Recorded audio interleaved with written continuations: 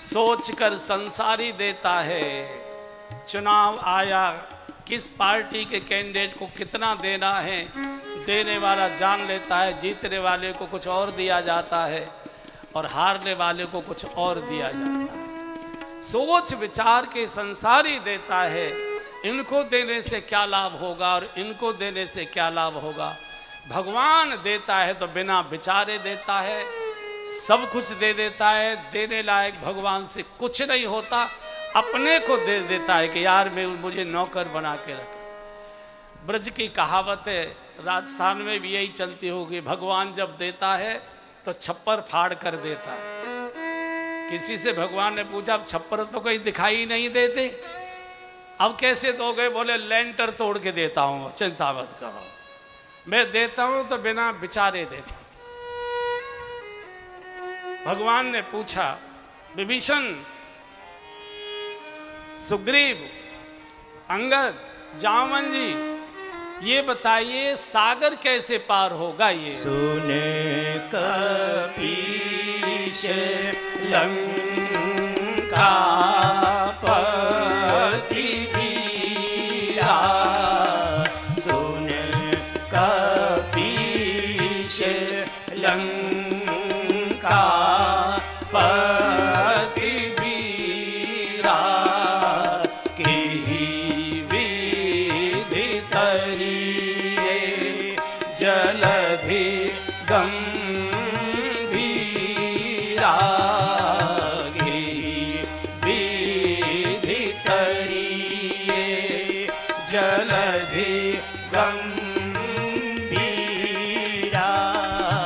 संकोल मकर उरग झष जाति, संकोल मकर उरग झष जाति, अति अगाध दुस्तर सब भांति, अति अगाध दुस्तर सब भांति। हे लंकेश, हे सुग्रीव जी, हे जामवन जी, ये अथाह सागर को कैसे पार करें?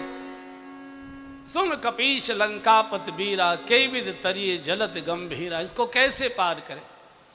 तो विभीषण ने कहा, प्रभु सागर आपका कुल गुरु है, प्रार्थना करिए, रास्ता मांगिए, ये देगा। प्रभु तुम्हार कुल गुरु जलद, कहे उपाय विचार। तो भगवान का ये ठीक है। लक्ष्मण का नहीं महाराज, देव देव आलसी पुकारा, ये तो आलसियों का काम है। हम क्षत्रिय, अग्नि बाण हमारे तरकस में, सुखाइए इसको। भगवान ने कहा नहीं नहीं लखन, जो विभीषण जी कह रहे हैं हम उसी का पालन करेंगे। नीति प्रीति परमारथ स्वार्थ, कौन राम सम जान जथारथ। भगवान के समान कोई नीति प्रीति स्वार्थ परमार्थ कोई नहीं जानता है। भगवान जानते थे कि आज मैंने विभीषण की बात को नहीं माना और लक्ष्मण जी की बात को मान लिया तो इसके पेट में गांठ बंध जाएगी कि मैं कितने भी अच्छे से सुझाव दूंगा, मेरी नहीं सुनेंगे, अपने भैया की ही सुनेंगे। इसलिए भगवान ने कहा, विभीषण मैं दुश्मन के भाई की बात को स्वीकार कर सकता हूं, भले ही मुझे अपने भाई की बात छोड़नी पड़े। भगवान हृदय जीतते हैं। भगवान ने विभीषण का हृदय जीत लिया। अगर आज भगवान लक्ष्मण जी की बात मानते तो इसके मन में गांठ बंध जाती कि कोई सुझाव देने से फायदा नहीं, करेंगे वही जो इनका भैया बताएगा। भगवान बैठ गए सागर के किनारे दर्भ का आसन बिछाकर। 3 दिन तक भगवान भूखे प्यासे बैठे रहे और 3 दिन तक भी समुद्र नहीं सुना।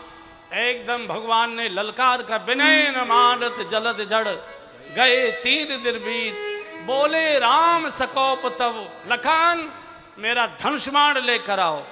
ये मूड है, ये बिना शक्ति के मानेगा नहीं। और जैसे ही भगवान ने अपने सारंग पर अग्नि बाण चढ़ाया, सागर में खलबली मच गई। संपूर्ण पत्नियों के साथ सागर सुवर्ण के थाल में हीरे जवाहरात भरकर लाया, चूंकि सागर को रत्नाकर कहते हैं, रत्न सागर में ही निकला करते हैं। और बहुत प्रार्थना की, प्रभु जलाएं तो और जिलाएं तो, आपकी महानता, आपकी महिमाएं, आप जो करें, आप जला भी सकते हैं, आप जला भी सकते हैं, लेकिन प्रभु जलाने में आपकी महिमा नहीं है। तो बताओ हम कैसे इसको पार करें। तब सागर ने कहा कि आपकी सेना में नल और नील नाम के 2 बानर हैं, इनको बचपन में ऋषियों का एक श्राप है, जो आज वो वरदान बन के आपके सामने प्रकट हो जाएगा। ये पत्थर डालेंगे, इनके हाथ से डाले गए पत्थर पानी में डूबते नहीं है, तैरने लगते। ऐसा था जब ये छोटे थे नल तो गुरुकुल में पढ़ा करते थे, तो गुरुकुल के आचार्य साधु संत ऋषि मुनि, अब ये चंचल तो थे ही, बंदर जाति के थे, तो संतों की लंगोटी फाड़ दें, कमंडल फेंक के आए, बर्तन फेंक के आए सागर में। बड़ी मुश्किल हो गई, क्या करें, समुद्र में तो गोता लगा के निकाले नहीं जाते। तो ऋषियों ने इनको शाप दे दिया था कि आज से आगे तुम्हारे हाथ से कोई चीज़ सागर में डूबेगी ही नहीं।